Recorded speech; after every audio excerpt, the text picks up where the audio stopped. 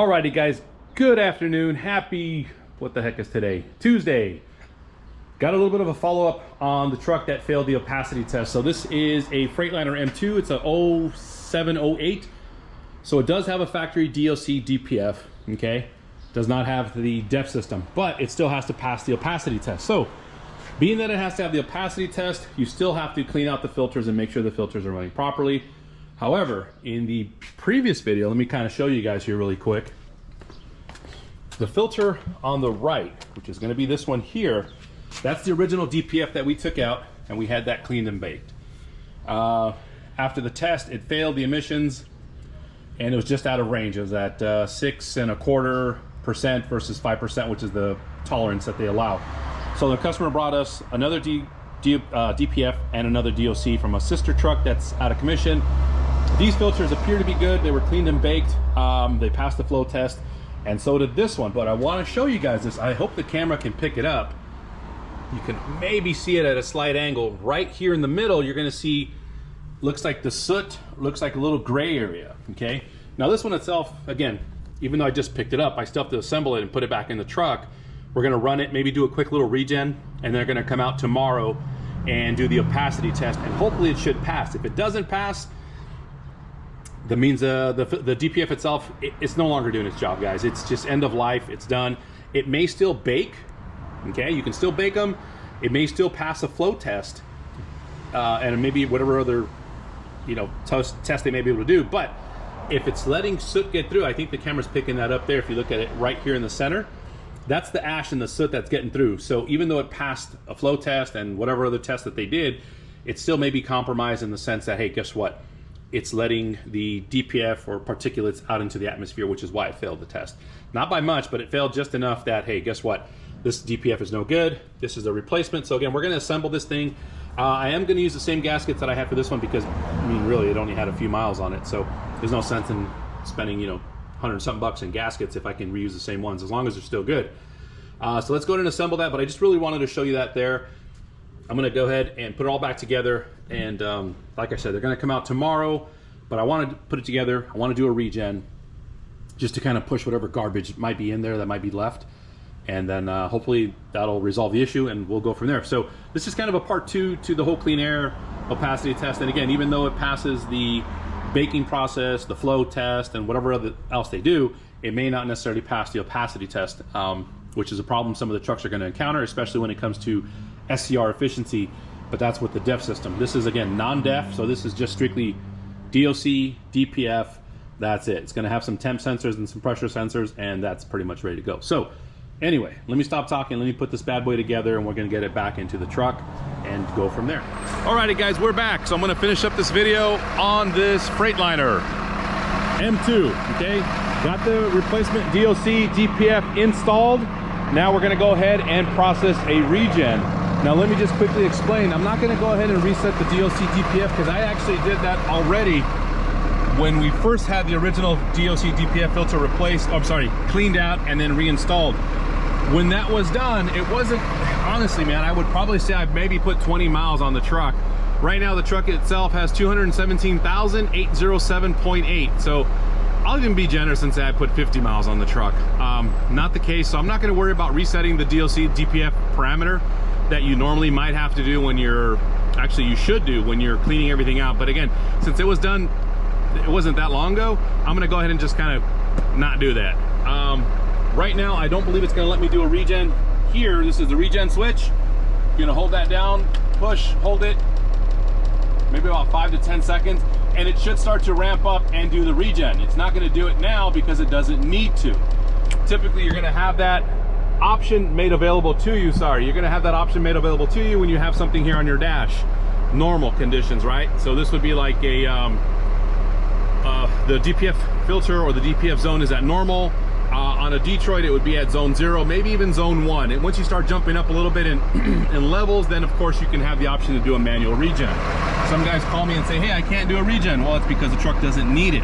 So we're going to go ahead and connect to our software again. The one you're going to need for this is the Cummins INSITE. All right, you're going to see it right up here in the corner, INSITE, INSITE, Cummins. They offer 2 versions, standard or light version. and then they have the Pro version. The standard light is what I use, and that pretty much lets you do just about everything with the exception of programming, and programming is going to be available only on the Pro version. We don't do that here. It's just not something I found a need for yet. So anyway, it's going to go ahead and connect. I've showed you guys kind of the process of what it does, how it does it, all those goodies there. So it's going to go ahead and launch the software. It's going to give you the option to create an instance. I recommend you save the instance. That way it will record any fault codes or anything like that. Or if you want to do new, you can do new. So it's going to, there we go. Click on yes, click on new, click on OK, whatever works for you. It's going to go ahead and create the instance. Once it does that, you're going to go over here to this side. If I'm not mistaken, you're going to go to ECM diagnostic test. Okay, they're similar, but yet a little different the way Cummins does it versus the way Detroit does it. This is kind of new. This is going to tell you, it's going to hook up to, it's going to identify the last 6 of the VIN or the last 8 of the VIN, whatever it is, or the engine serial number, I'm sorry. Click on continue. It's going to see if there's any kind of potential recalls or updates or anything like that. It should let you know there. So internet connection is recommended. I would go here to where it says fault codes, power supply loss. That could be with because of the kill switch. Let's see what else we got cooking on right now. This is an old code. I'm not going to worry about it. DOC face plugged. But right now they're not active. Oh, actually, the power supply loss was active. And again, I think it's just because we have an aftermarket switch installed there. So not going to worry about it right now. Let's see here. We're going to go to, as I mentioned, ECM diagnostic tests. You can do a DPF filter analyzer, REGEN Analyzer, or just a standard REGEN. If you do the analyzer, I do like this feature. Okay, it's available through Cummins only. I don't think Detroit has that. But if it finds any abnormalities, it'll tell you, hey, check this, check that.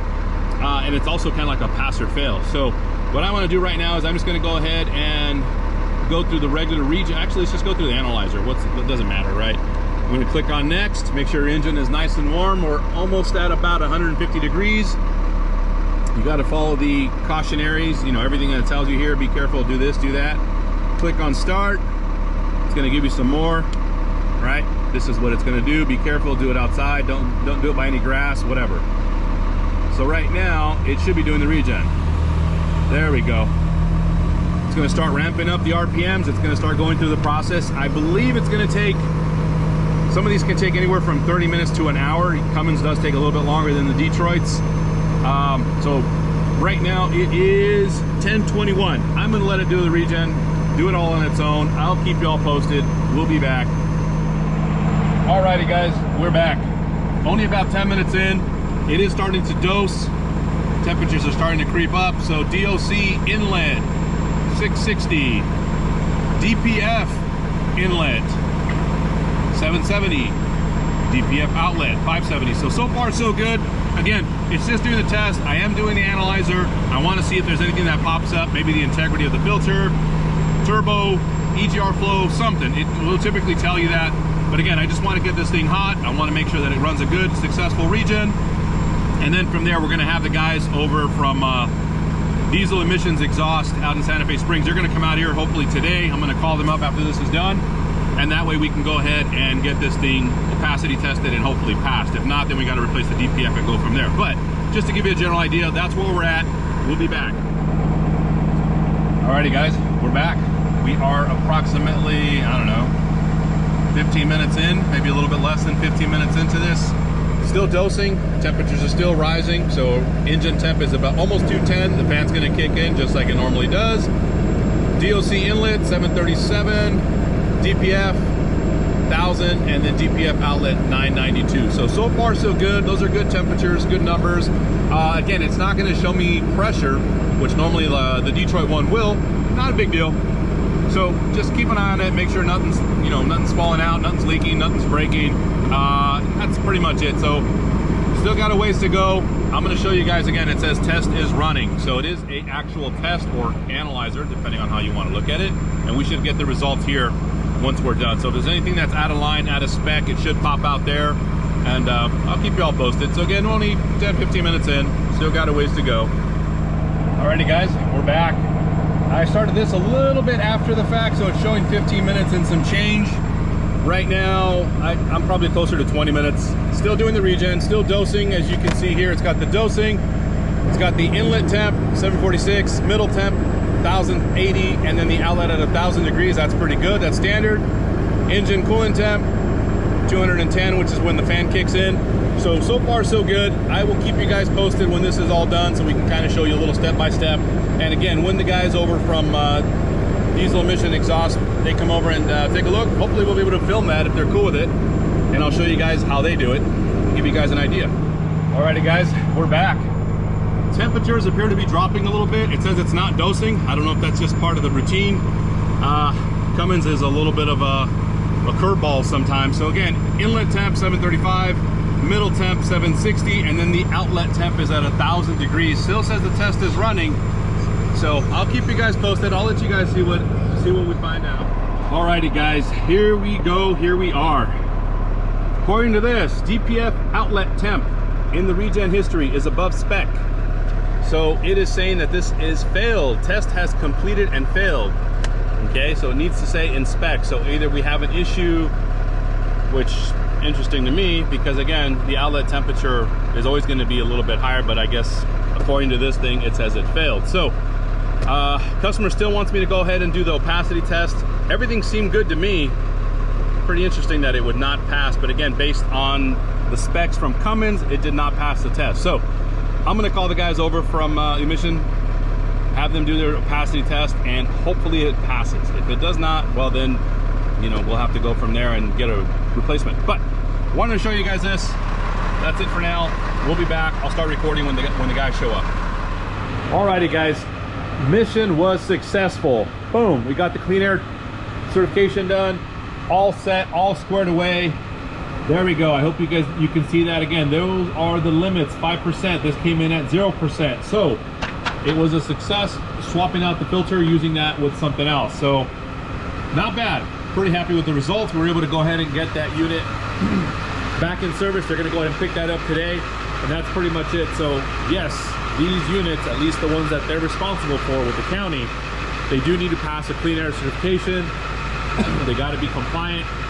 There you go. As far as older units, I don't know how that works, but again, this is for an 07, 08 with the DEF, I'm sorry, non-DEF. It does have DOC, it does have DPF. Guys, if you like the video, thumbs up, like, subscribe. Let's get to that 100,000 mark. Thank you so much for watching.